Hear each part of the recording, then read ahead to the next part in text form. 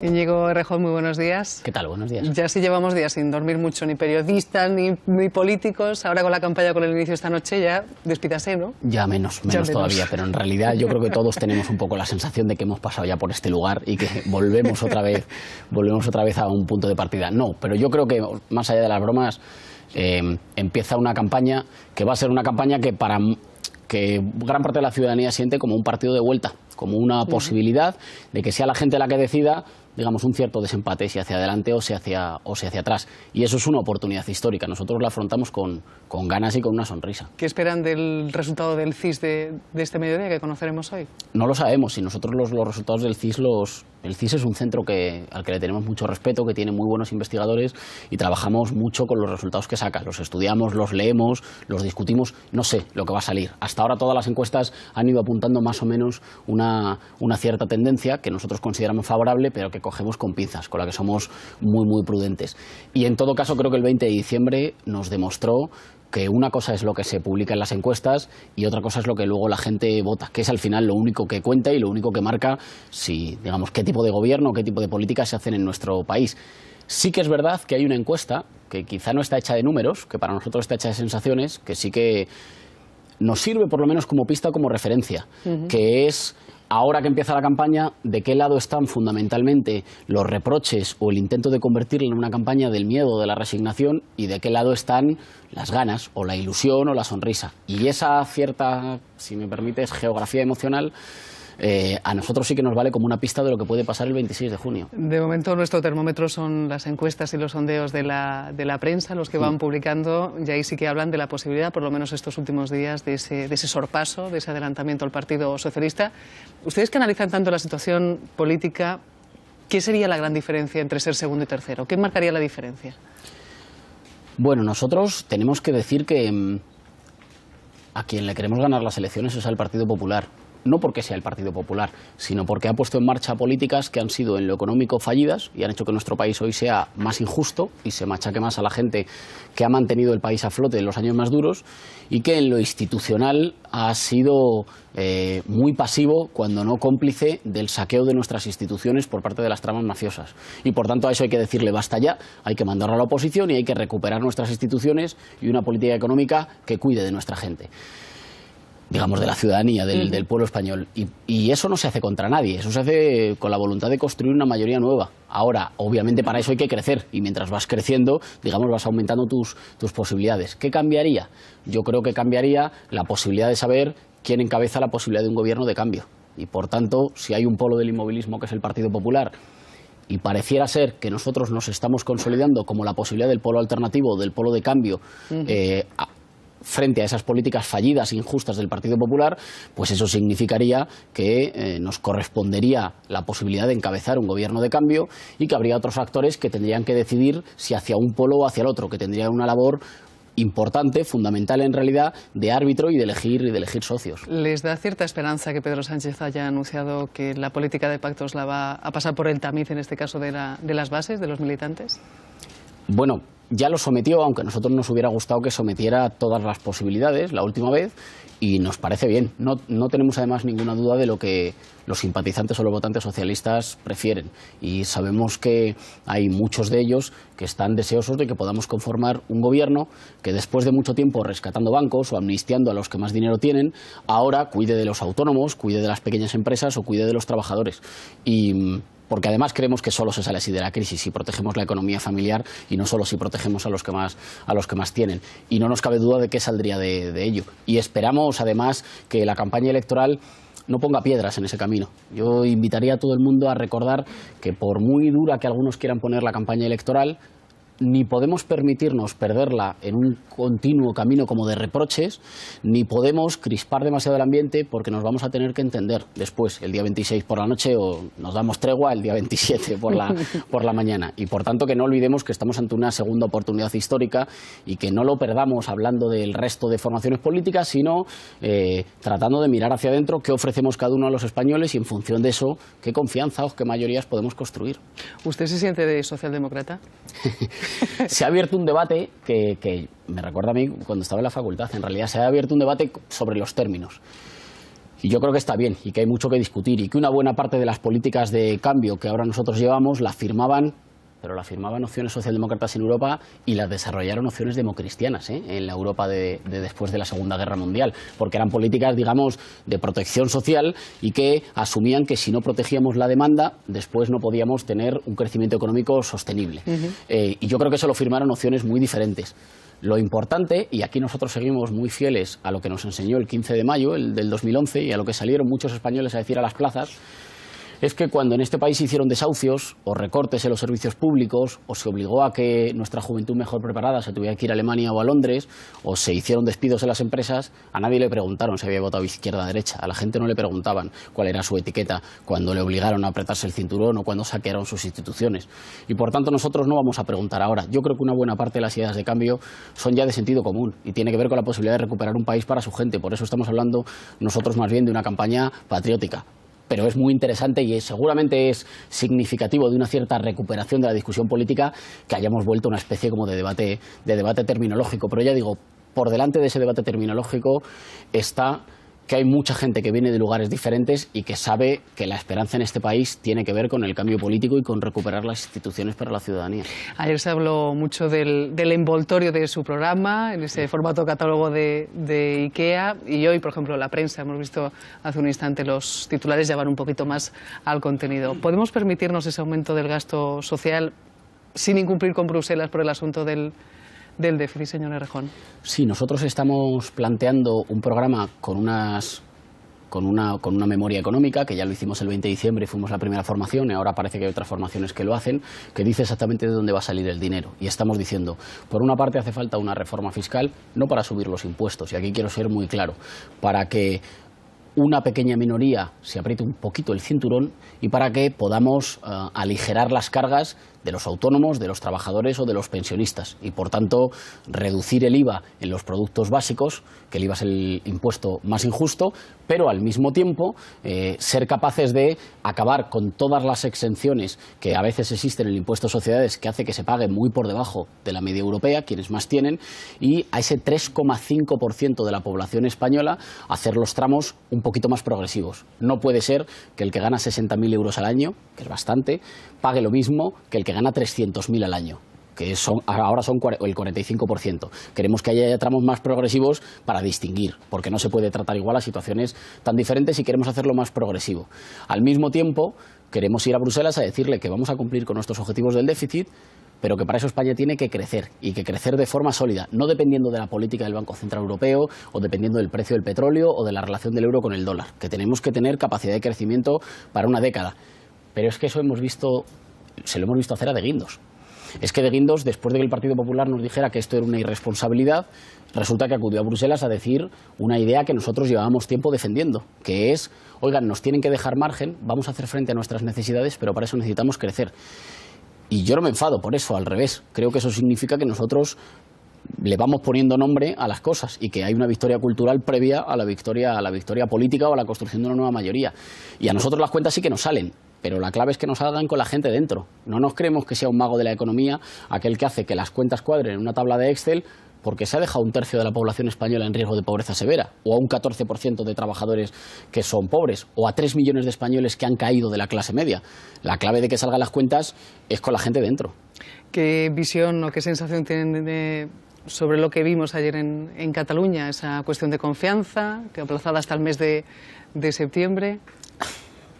La política catalana a veces es verdad que se parece, lo digo con muchísimo respeto, pero que está metido en una especie de círculo que parece a veces que es el día de la marmota y que pasa por el mismo sitio varias veces, ¿no? Yo creo que se están mezclando dos discusiones con la cosa de los presupuestos, en la discusión de los presupuestos en Cataluña. Se está mezclando, por una parte, la discusión en sí sobre qué presupuestos ha presentado Puigdemont, y en ese sentido nosotros creemos que son unos presupuestos de más sin Artur Mas, y por tanto que son unos presupuestos continuistas que no pueden hacer una política social a la altura de las necesidades de la ciudadanía catalana porque no son valientes en política fiscal. Y por tanto no creemos que son unos presupuestos continuistas y no son unos presupuestos que nos gusten, no son los presupuestos que creemos que hacen falta para el rescate de la gente. Pero además se está mezclando con la segunda cuestión, que es inequívocamente la hoja de ruta, y se está mezclando con una situación de bloqueo.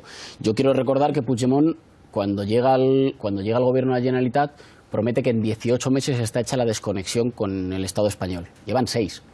y de momento no parece que haya habido muchísima desconexión. Esto lo digo para los que querían un choque de trenes y lo prometían desde Barcelona o desde Madrid. Yo de momento desconexión he visto poca. Y creo que eso tiene que ver con que es que en realidad Junts pel Sí no consiguió en septiembre del año pasado, cuando se suponía que era un plebiscito, no consiguió el voto de la mayoría de los catalanes. Después, en las elecciones generales, no ganaron las elecciones, las ganamos nosotros en Cataluña, y en estas tampoco van a ganar las elecciones. Y por tanto creo que a los partidarios del choque de trenes, a quienes creían que enfrentando más ganaban más votos, unos en Barcelona y otros en Madrid, bueno, pues les tenemos que ganar las elecciones también por una cuestión de responsabilidad, de que dejen de enfrentar territorios y dejen de utilizar la cuestión territorial para ganar votos, ¿no? de forma irresponsable. Y yo creo que eso se nota en el cierto bloqueo de la política catalana. Bueno, enseguida voy a dejar a nuestros analistas, pero quería hacerle una cuestión personal, en este caso, que ha salido estos últimos días y en pleno inicio ya de la campaña se ha archivado finalmente esa querella que tenía usted interpuesta por Manos Limpias, por el asunto de la Universidad de Málaga. No sé, ¿cree que usted que intentan pillarlo, que están intentando buscarle las cosquillas? Es la tercera vez que se archiva una querella similar.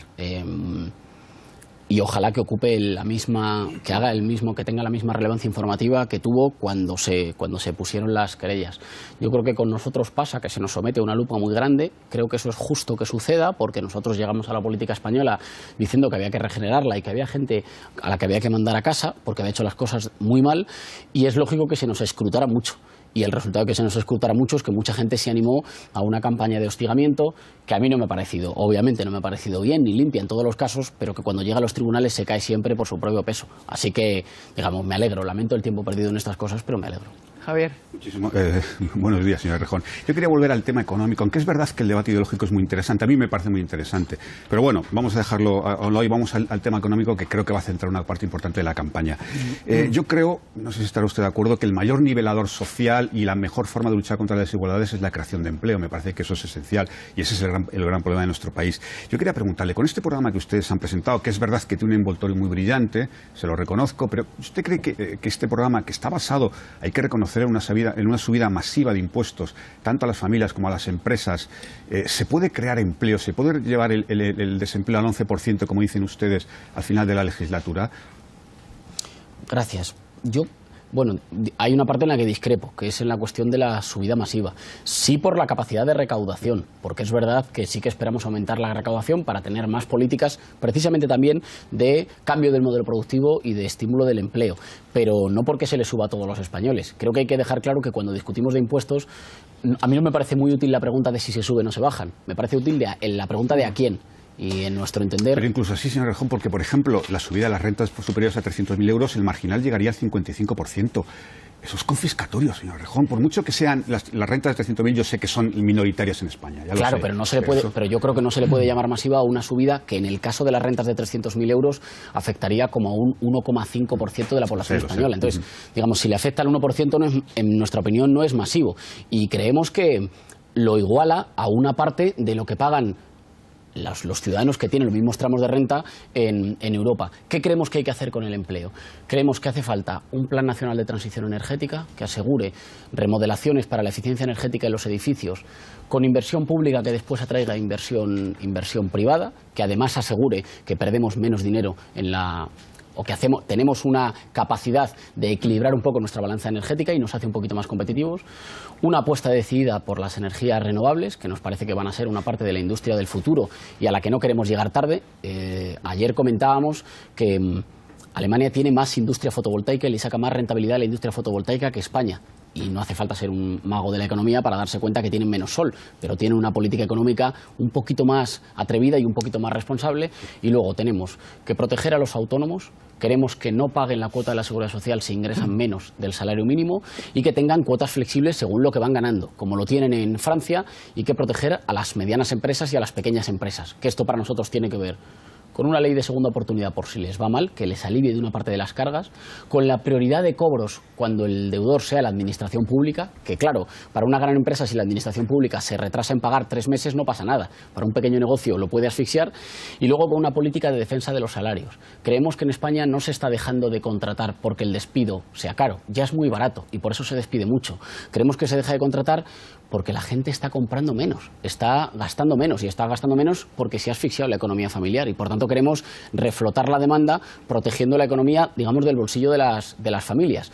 Y es la política de creación de empleo que entendemos que va en el camino contrario que lo que se ha desarrollado hasta ahora. Nos parece que la política de la asfixia no ha funcionado. De hecho, si me permites, el propio Partido Popular, cuando llega a las elecciones, afloja un poco la política económica, y el resultado que afloje es que mejora un poco el panorama. Bueno, pues nosotros queremos convertir esa política que algunos hacen como política electoral de los 2 meses antes de las elecciones en una política para una legislatura.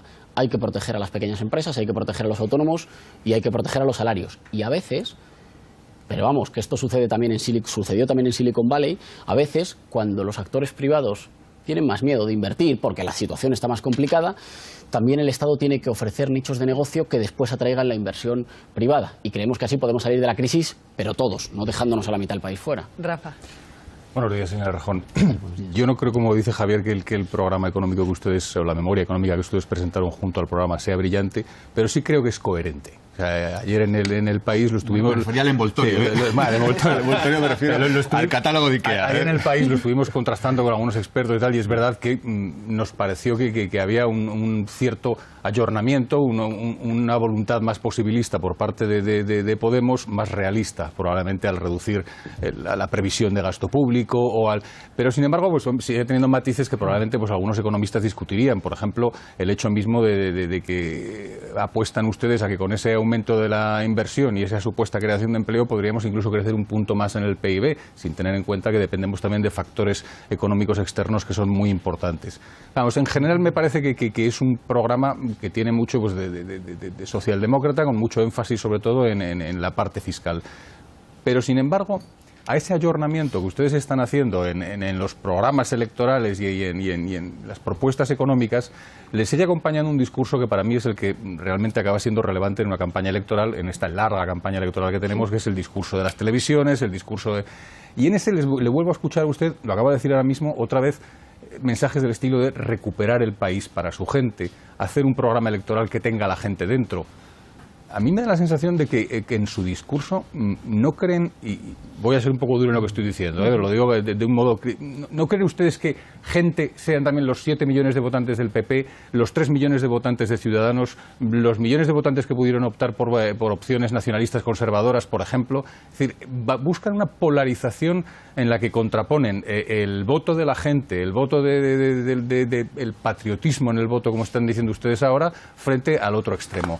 Y eso, ahora que estamos hablando de etiquetas, a mí me sigue sonando a populismo. O sea, es un mensaje populista, aunque luego, cuando escarbas en las tripas, te das cuenta de que las propuestas tienen que ser las que son, porque también ustedes son posibilistas y lo entienden. Con respecto a la parte de las propuestas, tenemos que decir que nos tomamos con extraordinaria seriedad la elaboración de los programas, seguramente porque los programas de Podemos son los programas más leídos, más estudiados y más escudriñados hasta la última coma. Somos conscientes de que si nos equivocamos en una coma, esa coma va a presidir la actualidad política de España, y por tanto los trabajamos mucho. Los trabajamos también mucho porque somos conscientes de que la situación que nos encontraríamos al llegar al gobierno no es una situación sencilla, y que por tanto tenemos que adaptar nuestros compromisos a lo que se puede hacer en el marco de un escenario en el que, pues como usted decía, hay que negociar con diferentes actores, y uno se encuentra, bueno, pues en condiciones que no todas las habría elegido. Con respecto a esta apreciación de la gente, por supuesto que la gente vota a diferentes partidos. De hecho, vota a diferentes partidos hasta ahora más que a nosotros. O sea que entonces es su gente y otra gente, y no es el monopolio de la gente con nosotros. Que es no tenemos el monopolio. Nosotros lo que creemos es que, con independencia de lo que la ciudadanía española haya votado, se ha hecho política que ha beneficiado a una pequeña minoría. Es decir, se ha hecho políticas que han perjudicado a veces a los propios votantes que han sostenido esa política en las urnas. Y por tanto, que lo que se ha producido no ha sido un desplazamiento hacia la derecha o hacia la izquierda, o que los que votan a la opción A perjudican a los que votan a la opción B. Lo que ha pasado es que ha habido una inmensa mayoría de la ciudadanía española a la que se ha hecho pagar los costes de una crisis que no había provocado y que ha sido dejada de lado o tenida menos en cuenta por las instituciones, que en ese sentido han fallado a una parte del compromiso que nos hacía vivir en sociedad, que es que nosotros pagamos instituciones, pagamos representantes, obedecemos esas normas, porque después esas normas, uno, son iguales para todos. Creo que en España se ha ido demostrando que hay una pequeña minoría muy poderosa que ha intentado ponerse por encima de las normas y de las instituciones, y dos, aseguran que hayas nacido en una cuna más humilde o en una cuna más privilegiada, tienes derecho a una oportunidad de vida. Creo que esas dos ideas, que son fundamentales para una sociedad democrática, se han ido quebrando, porque una pequeña minoría se ha ido demostrando cada vez más egoísta y más sorda a las necesidades de la ciudadanía. Por eso la ciudadanía está abandonando en masa esas opciones políticas tradicionales. Claro, en masa no significa de un solo golpe. Claro. Significa en una foto, si nosotros ponemos una foto desde el 2011 hasta hoy, significa por millones. ¿Y eso por qué? Por una sensación de haber estado traicionado o de haber sido defraudado, que comparten, yo creo, votantes de opciones políticas muy diferentes o gente que hace mucho tiempo no votaba. Y por eso decimos que para nosotros la idea de patriotismo tiene que ver con hacer políticas no para la gente que te ha votado, sino para el conjunto de la ciudadanía que en los últimos años se ha sentido, digamos, dejada de lado, no tenida en cuenta, o por lo menos que no contaba en el país oficial. Pero esa ciudadanía ha votado y vota cosas muy diferentes. No hay política de transformación real y duradera si está hecha solo pensando en los que te votan. Tiene que estar hecha pensando en el conjunto de la ciudadanía, haya votado lo que haya votado. Además, porque si no, digamos, no sedimenta, no construye país. José Manuel. Buenos días, señor Rejón. Esta noche empieza la campaña electoral y uno de los hitos de esta campaña electoral es el debate del lunes. Solo va a haber un debate electoral a 4. Me gustaría saber qué importancia dan a este debate del lunes, cuál va a ser la actitud de su líder, Pablo Iglesias, ese día, si va a ser diferente, cómo va a ser su objetivo. Y luego también, durante la campaña, qué es lo que van a hacer para luchar contra la abstención. Todo el mundo dice que en estas elecciones puede haber más abstención, y a quién perjudica esa abstención. Gracias. Con respecto a la cuestión del debate, entenderá que algunas cosas, no muchas, pero algunas cosas me las guardo. De la táctica del debate, no. Por lo que respecta a lo fundamental, yo creo que nosotros llegamos en unas condiciones diferentes a este 20 de diciembre, en el sentido de el conocimiento de nuestra opción política y del proyecto de país que está ofreciendo Unidos Podemos, pero también que llegamos como la alternativa posible a las políticas del Partido Popular, que ya digo, para nosotros han sido injustas, pero además han sido ineficaces, no han funcionado. Y por tanto ya llegamos con esa posición, y lo que tenemos que hacer es aprovechar la posibilidad de explicarla, consolidarla y disipar las dudas que haya podido haber. No llegamos con la necesidad, yo creo, como de, digamos, no sé, meternos en campaña o reordenar completamente el marco simbólico o el marco imaginario en el que la gente piensa con el que la gente piensa la campaña. Creo que llegamos con la opción cierta de aprovechar para asentar tranquilidad con respecto a la posibilidad del cambio, político. Con respecto a qué esperamos nosotros del debate, a nosotros los debates nos gustan por dos razones. Una, porque nos parece que en los debates se ve más la diferencia entre el marketing y la propuesta política real, porque hay cosas que no se pueden preparar. Sobre todo, cuanto menos reglas tienen los debates, cuanto menos encorsetados están y más soltura hay para que se vea cómo se desenvuelven los candidatos, hay más espacio para cosas que no se preparan y que tienen que ver con la verdad de lo que tiene quien está representando a cada opción política. Y eso nos gusta. Y nos parece además que humildemente nos favorece. Pero hasta que no sea el debate, eso no se puede saber, claro. Y luego, con respecto al debate en sí para la campaña electoral, creemos que es una opción que es más barata, que ahorra dinero a los ciudadanos y que ayuda a todo el mundo a contrastar las opciones. Y nos congratulamos de que el presidente del Gobierno en funciones haya decidido que esta vez sí va a acudir a debatir. Aunque decía que le daba pereza y que a todos les daba pereza, esta vez se ha dignado a acudir a debatir. Es mucho, al Parlamento no vino a dar explicaciones. Ha dicho que sí que va a ir a debatir. Y eso es una buena idea, que hayamos sido capaces de arrastrarle a que confronte y a que rinda cuentas, a que uno no se puede presentar a un empleo sin ir a la entrevista de trabajo. Y eso es bueno. Con respecto a qué vamos a hacer en la campaña, siempre decimos, con sobriedad y con humildad, pero con una cierta sonrisa, que las campañas nos sientan bien. Porque creo que ponemos encima de la mesa algo que no se compra. Hemos visto ahora hace poco en noticias a diferentes partidos políticos encargando a diferentes empresas que le compren como extras que hacen de militantes.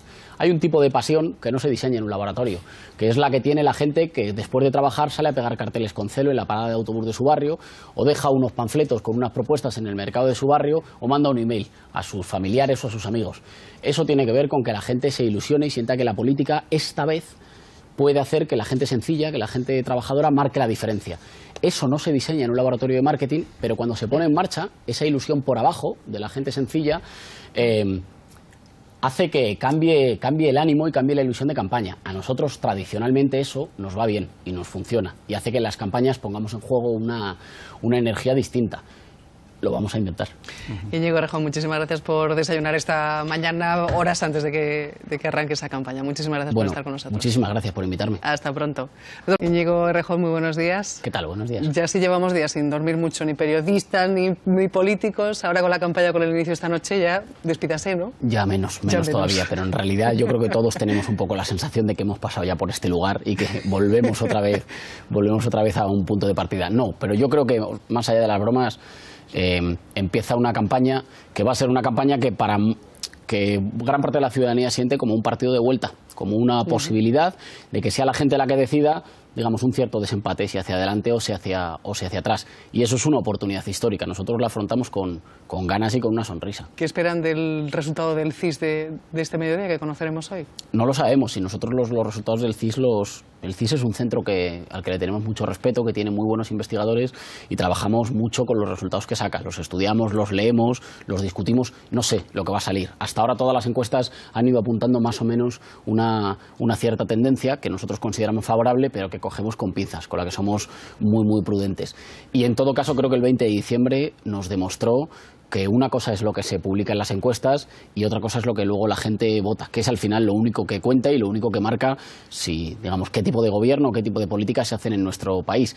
Sí que es verdad que hay una encuesta que quizá no está hecha de números, que para nosotros está hecha de sensaciones, que sí que nos sirve por lo menos como pista, como referencia, que es, ahora que empieza la campaña, de qué lado están fundamentalmente los reproches o el intento de convertirla en una campaña del miedo, de la resignación, y de qué lado están las ganas o la ilusión o la sonrisa. Y esa cierta, si me permites, geografía emocional, a nosotros sí que nos vale como una pista de lo que puede pasar el 26 de junio. De momento nuestro termómetro son las encuestas y los sondeos de la prensa, los que van publicando, y ahí sí que hablan de la posibilidad, por lo menos estos últimos días, de ese sorpaso, de ese adelantamiento al Partido Socialista. Ustedes que analizan tanto la situación política, ¿qué sería la gran diferencia entre ser segundo y tercero? ¿Qué marcaría la diferencia? Bueno, nosotros tenemos que decir que a quien le queremos ganar las elecciones es al Partido Popular. No porque sea el Partido Popular, sino porque ha puesto en marcha políticas que han sido en lo económico fallidas y han hecho que nuestro país hoy sea más injusto y se machaque más a la gente que ha mantenido el país a flote en los años más duros, y que en lo institucional ha sido muy pasivo, cuando no cómplice, del saqueo de nuestras instituciones por parte de las tramas mafiosas. Y por tanto a eso hay que decirle basta ya, hay que mandarlo a la oposición y hay que recuperar nuestras instituciones y una política económica que cuide de nuestra gente, digamos, de la ciudadanía, del pueblo español. Y eso no se hace contra nadie, eso se hace con la voluntad de construir una mayoría nueva. Ahora, obviamente para eso hay que crecer, y mientras vas creciendo, digamos, vas aumentando tus posibilidades. ¿Qué cambiaría? Yo creo que cambiaría la posibilidad de saber quién encabeza la posibilidad de un gobierno de cambio. Y por tanto, si hay un polo del inmovilismo que es el Partido Popular, y pareciera ser que nosotros nos estamos consolidando como la posibilidad del polo alternativo, del polo de cambio, frente a esas políticas fallidas, injustas del Partido Popular, pues eso significaría que nos correspondería la posibilidad de encabezar un gobierno de cambio y que habría otros actores que tendrían que decidir si hacia un polo o hacia el otro, que tendrían una labor importante, fundamental en realidad, de árbitro y de elegir socios. ¿Les da cierta esperanza que Pedro Sánchez haya anunciado que la política de pactos la va a pasar por el tamiz, en este caso de las bases, de los militantes? Bueno, ya lo sometió, aunque a nosotros nos hubiera gustado que sometiera todas las posibilidades la última vez, y nos parece bien. No tenemos además ninguna duda de lo que los simpatizantes o los votantes socialistas prefieren, y sabemos que hay muchos de ellos que están deseosos de que podamos conformar un gobierno que, después de mucho tiempo rescatando bancos o amnistiando a los que más dinero tienen, ahora cuide de los autónomos, cuide de las pequeñas empresas o cuide de los trabajadores. Porque además creemos que solo se sale así de la crisis si protegemos la economía familiar y no solo si protegemos a los que más tienen. Crear empleo, ¿se puede llevar el desempleo al 11%, como dicen ustedes, al final de la legislatura? Gracias. Bueno, hay una parte en la que discrepo, que es en la cuestión de la subida masiva. Sí, por la capacidad de recaudación, porque es verdad que sí que esperamos aumentar la recaudación para tener más políticas, precisamente también de cambio del modelo productivo y de estímulo del empleo, pero no porque se le suba a todos los españoles. Creo que hay que dejar claro que cuando discutimos de impuestos, a mí no me parece muy útil la pregunta de si se suben o se bajan, me parece útil la pregunta de a quién. Y en nuestro entender... Pero incluso así, señor Errejón, porque, por ejemplo, la subida de las rentas superiores a 300.000 euros, el marginal llegaría al 55%. Eso es confiscatorio, señor Errejón. Por mucho que sean las rentas de 300.000, yo sé que son minoritarias en España. Ya claro, lo sé, pero no se le puede, pero yo creo que no se le puede llamar masiva a una subida que en el caso de las rentas de 300.000 euros afectaría como a un 1,5% de la población española. Entonces, digamos, si le afecta al 1%, no es, en nuestra opinión, no es masivo. Y creemos que lo iguala a una parte de lo que pagan los ciudadanos que tienen los mismos tramos de renta en Europa. ¿Qué creemos que hay que hacer con el empleo? Creemos que hace falta un plan nacional de transición energética que asegure remodelaciones para la eficiencia energética en los edificios con inversión pública que después atraiga inversión privada, que además asegure que perdemos menos dinero en la... o que tenemos una capacidad de equilibrar un poco nuestra balanza energética y nos hace un poquito más competitivos. Una apuesta decidida por las energías renovables, que nos parece que van a ser una parte de la industria del futuro y a la que no queremos llegar tarde.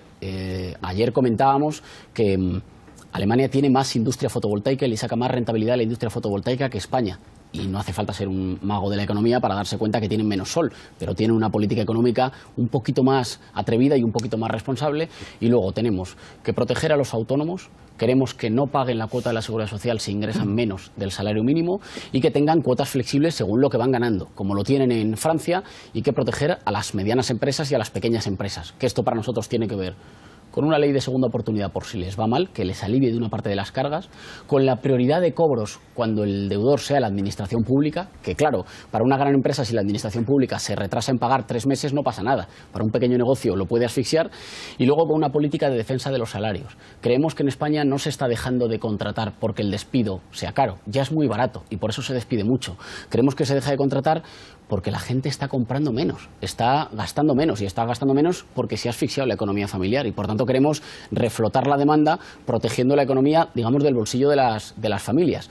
Y es la política de creación de empleo que entendemos que va en el camino contrario que lo que se ha desarrollado hasta ahora. Nos parece que la política de la asfixia no ha funcionado. De hecho, si me permites, el propio Partido Popular, cuando llega a las elecciones, afloja un poco la política económica y el resultado de que afloje es que mejora un poco el panorama. Bueno, pues nosotros queremos convertir esa política que algunos hacen como política electoral de los 2 meses antes de las elecciones en una política para una legislatura. Hay que proteger a las pequeñas empresas, hay que proteger a los autónomos y hay que proteger a los salarios. Y a veces, pero vamos, que esto sucedió también en Silicon Valley, a veces cuando los actores privados tienen más miedo de invertir porque la situación está más complicada, también el Estado tiene que ofrecer nichos de negocio que después atraigan la inversión privada. Y creemos que así podemos salir de la crisis, pero todos, no dejándonos a la mitad del país fuera. Rafa. Buenos días, señor Errejón. Yo no creo, como dice Javier, que el programa económico que ustedes, o la memoria económica que ustedes presentaron junto al programa sea brillante, pero sí creo que es coherente. O sea, ayer en el País lo estuvimos... Me refería al envoltorio. Sí, el envoltorio me refiero al catálogo de Ikea. Ayer en el País lo estuvimos contrastando con algunos expertos y tal, y es verdad que nos pareció que había un cierto ayornamiento, una voluntad más posibilista por parte de Podemos, más realista, probablemente al reducir la previsión de gasto público, pero sin embargo pues sigue teniendo matices que probablemente pues algunos economistas discutirían. Por ejemplo, el hecho mismo de... Oigan, nos tienen que dejar margen, vamos a hacer frente a nuestras necesidades, pero para eso necesitamos crecer. Y yo no me enfado por eso, al revés. Creo que eso significa que nosotros le vamos poniendo nombre a las cosas y que hay una victoria cultural previa a la victoria política o a la construcción de una nueva mayoría. Y a nosotros las cuentas sí que nos salen, pero la clave es que nos salgan con la gente dentro. No nos creemos que sea un mago de la economía aquel que hace que las cuentas cuadren en una tabla de Excel porque se ha dejado 1/3 de la población española en riesgo de pobreza severa, o a un 14% de trabajadores que son pobres, o a 3 millones de españoles que han caído de la clase media. La clave de que salgan las cuentas es con la gente dentro. ¿Qué visión o qué sensación tienen sobre lo que vimos ayer en Cataluña? Esa cuestión de confianza, que aplazada hasta el mes de septiembre. La política catalana a veces es verdad que se parece, lo digo con muchísimo respeto, pero que está metido en una especie de círculo que parece a veces que es el día de la marmota y que pasa por el mismo sitio varias veces, ¿no? Yo creo que se están mezclando dos discusiones con la cosa de los presupuestos, en la discusión de los presupuestos en Cataluña. Se está mezclando, por una parte, la discusión en sí sobre qué presupuestos ha presentado Puigdemont, y en ese sentido nosotros creemos que son unos presupuestos de más sin Artur Mas y por tanto que son unos presupuestos continuistas que no pueden hacer una política social a la altura de las necesidades de la ciudadanía catalana catalana porque no son valientes en política fiscal. Y por tanto no creemos que son unos presupuestos continuistas y no son unos presupuestos que nos gusten. No son los presupuestos que creemos que hacen falta para el rescate de la gente. Pero además se está mezclando con la segunda cuestión, que es inequívocamente la hoja de ruta, y se está mezclando con una situación de bloqueo. Yo quiero recordar que Puigdemont, cuando llega al gobierno de la Generalitat, promete que en 18 meses está hecha la desconexión con el Estado español. Llevan 6. Y de momento no parece que haya habido muchísima desconexión. Esto lo digo para los que querían un choque de trenes y lo prometían desde Barcelona o desde Madrid. Yo de momento desconexión he visto poca. Y creo que eso tiene que ver con que es que en realidad Junts pel Sí no consiguió, en septiembre del año pasado, cuando se suponía que era un plebiscito, no consiguió el voto de la mayoría de los catalanes. Después, en las elecciones generales, no ganaron las elecciones, las ganamos nosotros en Cataluña, y en estas tampoco van a ganar las elecciones.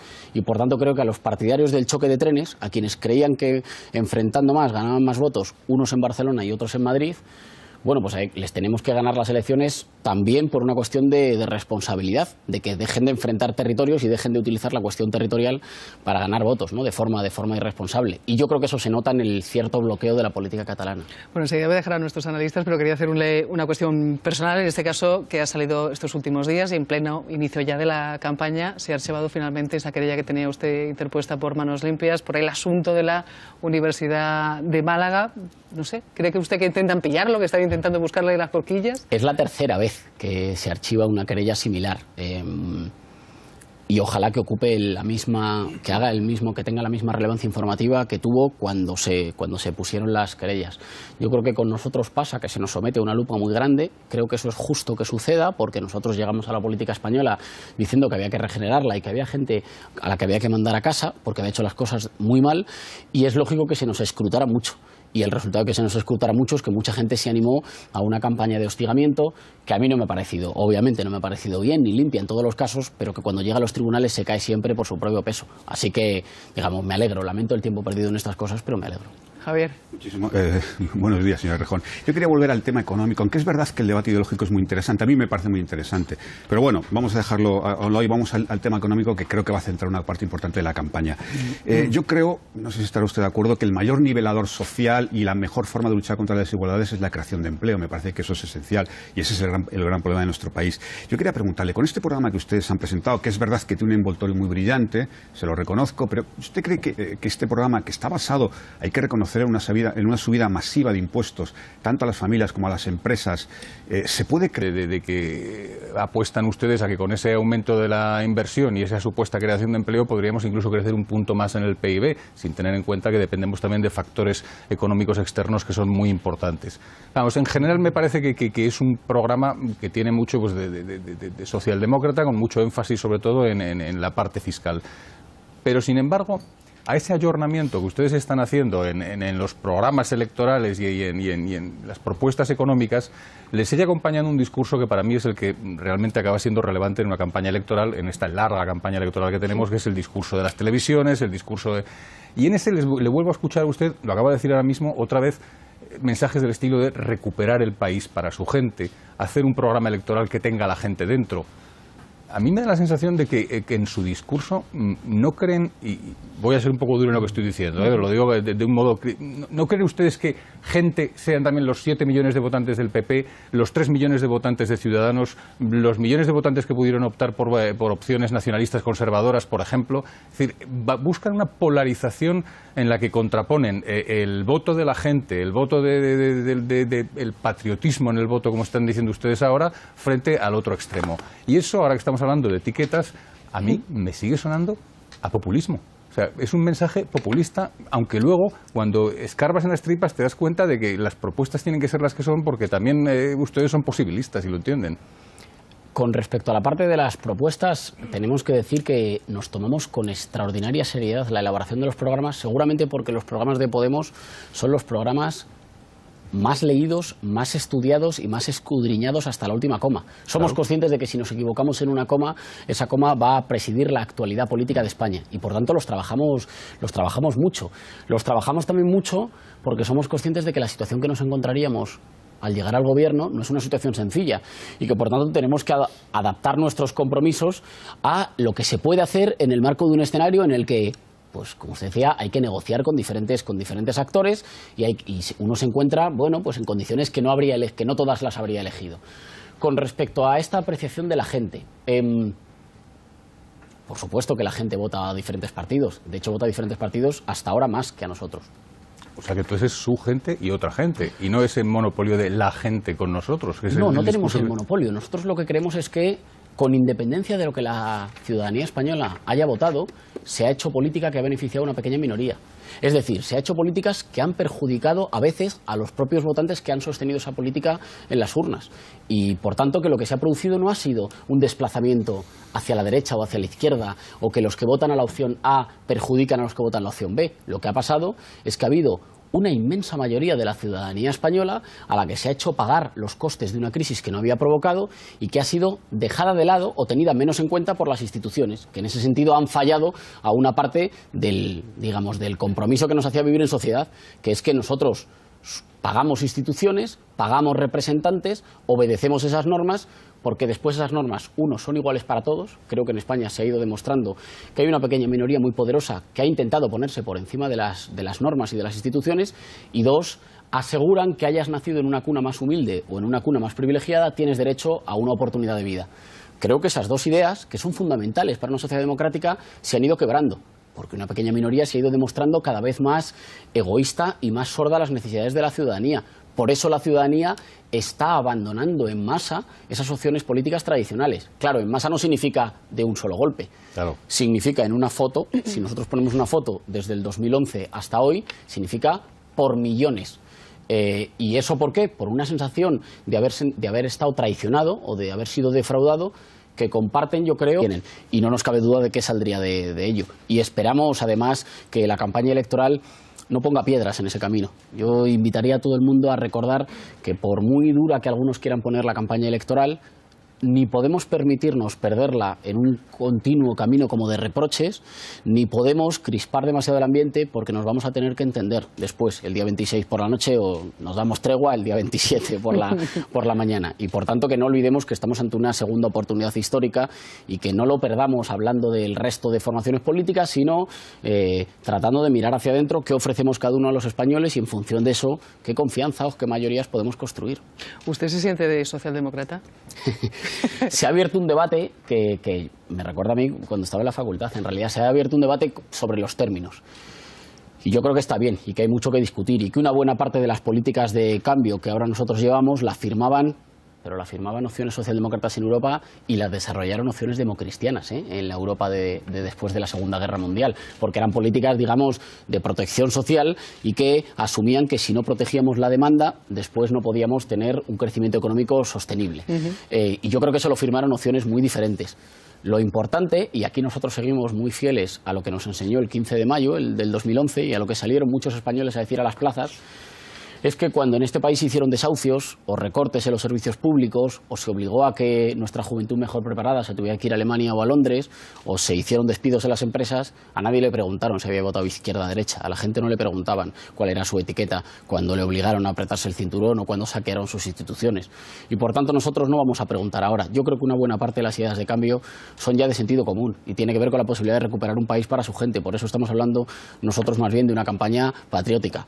Pero es muy interesante y seguramente es significativo de una cierta recuperación de la discusión política que hayamos vuelto a una especie como de debate terminológico. Pero ya digo, por delante de ese debate terminológico está que hay mucha gente que viene de lugares diferentes y que sabe que la esperanza en este país tiene que ver con el cambio político y con recuperar las instituciones para la ciudadanía. Ayer se habló mucho del envoltorio de su programa, en ese formato catálogo de IKEA, y hoy, por ejemplo, la prensa, hemos visto hace un instante, los titulares ya van un poquito más al contenido. ¿Podemos permitirnos ese aumento del gasto social sin incumplir con Bruselas por el asunto del déficit, señor Errejón?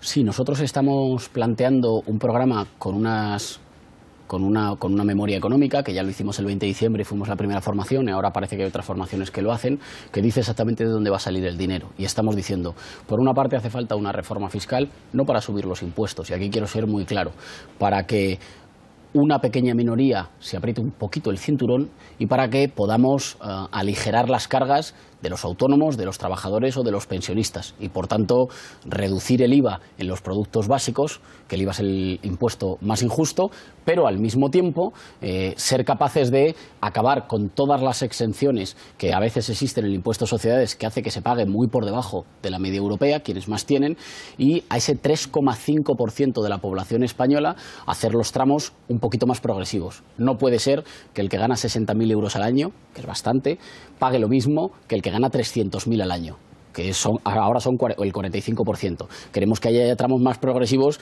para distinguir, porque no se puede tratar igual a situaciones tan diferentes y queremos hacerlo más progresivo.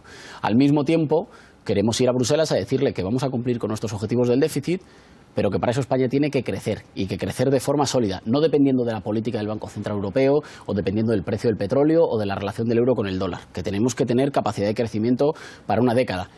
Pero es que eso se lo hemos visto hacer a De Guindos. Es que De Guindos, después de que el Partido Popular nos dijera que esto era una irresponsabilidad, resulta que acudió a Bruselas a decir una idea que nosotros llevábamos tiempo defendiendo, que